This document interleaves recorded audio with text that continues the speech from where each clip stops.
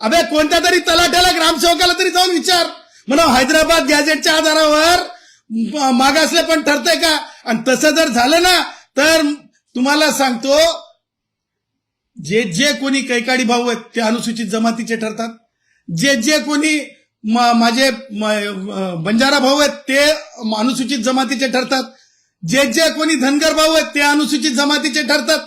त्याच्यामुळे एक लक्षात ठेवायचं जरंग्या की संविधान निर्मात्यांनी ज्या गोष्टी तात्विक सांगितलेल्या आहेत त्या तात्विक गोष्टीच्या पुढे नेण्यासाठी तुझे जे कोणी म्हणजे तू जे दाखवतोस ना की हे पास ते नापास ते पास हे नापास, हे तुझं राजकारण इथं चालणार नाही.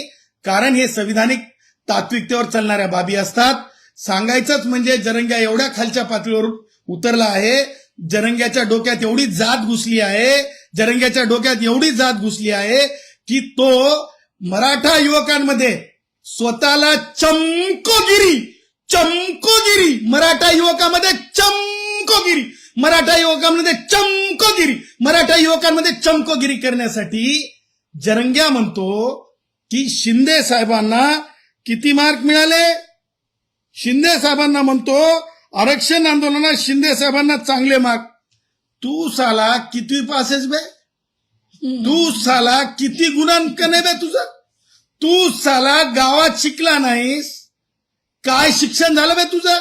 तुझं प्रमाणपत्र तरी बघू दे बे तुला. अबे काय मिट्टू पप्पी दे मिट्टू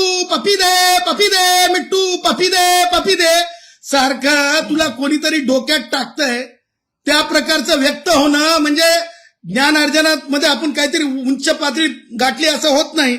म्हणे शिंदे साहेबांना चांगले मार्क म्हणजे दाखवायचं की मी मराठा पुढाऱ्यांचा किती लखते जिगर आहे, मी मराठा पुढाऱ्यांचा किती लखते जिगर आहे. आणि मग सांगायचं फडणवीसांचं परीक्षेचा निकाल लागायचं. तू कोण बे लागणारा. तू चौथी पास झालास काय. तुला माहित आहे का LLB ची डिग्री काय असते. तुला माहित आहे का माननीय महाराष्ट्राच्या मुख्यमंत्र्यांना डॉक्टरेट कुठून मिळालेली माहित आहे तुला. जपान नावाचा देश ऐकलास. किती पुढे गेलेला देश आहे माहित आहे तुला. किती पुढारलेला देश आहे माहित आहे तुला. मला कोणालाही म्हणायचं नाही जरंग्या तू काय घुटना, तू किती घुटनायस हे मोजमाप मला करायचं नाही. परंतु खबरदार तू शिक्षणावर तरी बोलू नको यार. तू फक्त बाजारावर बोल. तुझा बाजारभाव किती वाढला, आता तू किती टन रेती, किती बरास रेती, किती टिप्पर रेती ह्याच्यावर बोललेलं तुझं समजू शकतंय माणूस. आणि तू मला सांग जरंगे तू जे आहेस ना तू मागास वर्गीयांना हिनवण्याच्या भानगडीत पडू नको. याला असं त्याला तसं म्हणून त्याचं कारण तुझी काय प्रामाणिकता आहे हे दिसून येतंय.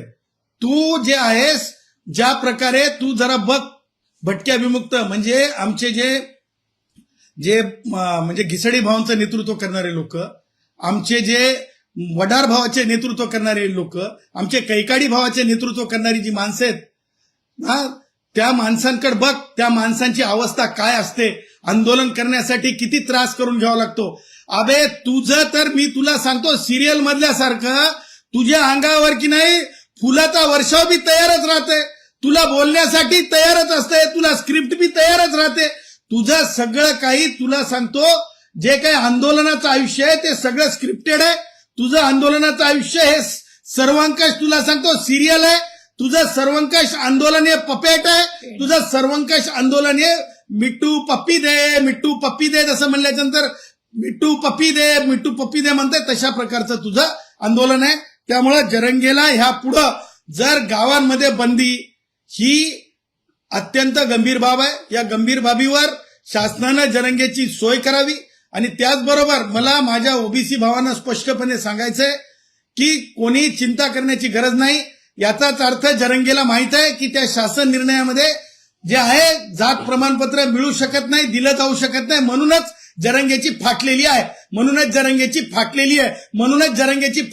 म्हणून तो म्हणतो की 17 तारखेच्या नंतर प्रमाणपत्र नाही मिळाले तर राष्ट्रवादी काँग्रेसचे वयोवृद्ध पुढारी शरद पवार आहेत, उद्धव ठाकरे आहेत, त्यांच्याकडून जे कानमंत्र मिळते ते घ्यायचं, रसद सनद सगळी घ्यायची आणि परत पोपटासारखं उपोषण हा उपोषण पोपटासारखं उपोषण बोलायचं बोलायचं पोपटासारखं बोलायचं बोलायचं बोल बच्चन करायचं.